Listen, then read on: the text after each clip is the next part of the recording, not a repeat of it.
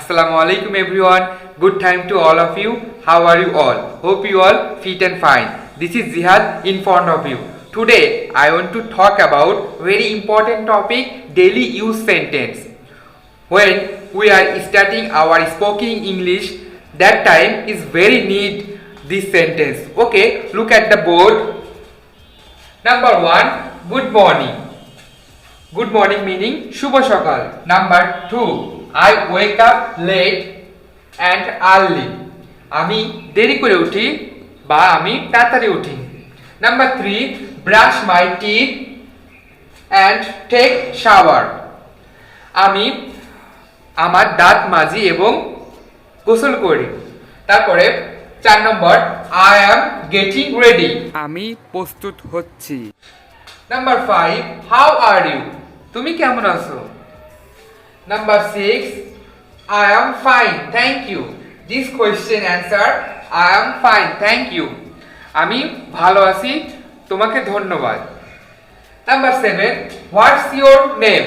তোমার নাম কি? Have a good day. Have a good day. আপনার দিনটা ভালো হোক। See you later. দেখা হবে পরে। Number 10, nice to meet you. তোমার সাথে দেখা হয়ে ভালো লাগলো। Number 11, take care. যত্ন নিও।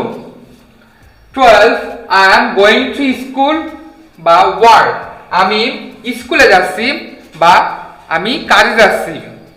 Let's eat breakfast. চলো সকালের খাবার খাই।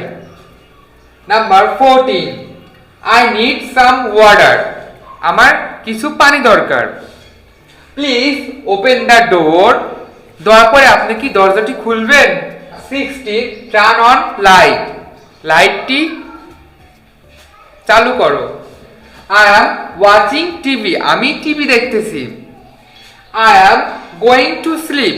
আমি ঘুমাতে যাচ্ছি। Can you help me? তুমি কি আমাকে সাহায্য করবা?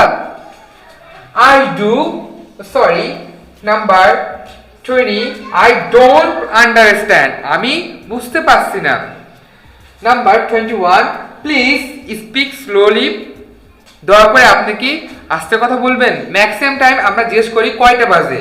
This sentence English, what time is it and where are you going? You say no problem, we are start talking. We are say excuse me. এই যে প্রথমে কারোর সাথে আপনি যদি কথা বলতে যান তাহলে you first of all say excuse me. এই যে ওকে, আপনারা হয়তো মনে করতে পারেন এই বাক্যগুলা বা এই সেন্টেন্সগুলা আমরা তো জানি, এগুলা আবার জিহাদ ভাই কেন শিখাচ্ছে? দেখেন, আপনারা কিন্তু জানেন কিন্তু বলেন না। You didn't speak out this sentence. You know very well but you don't say. When you decide you talk every day, this sentence is very neat. The reason why today I teach this sentence. আমি এর আগের ভিডিওতে আপনাদেরকে বলছি শুধু শিখে গেলেই হবে না, ওটাকে আপনাকে বলতে হবে, স্পিকিং করতে হবে।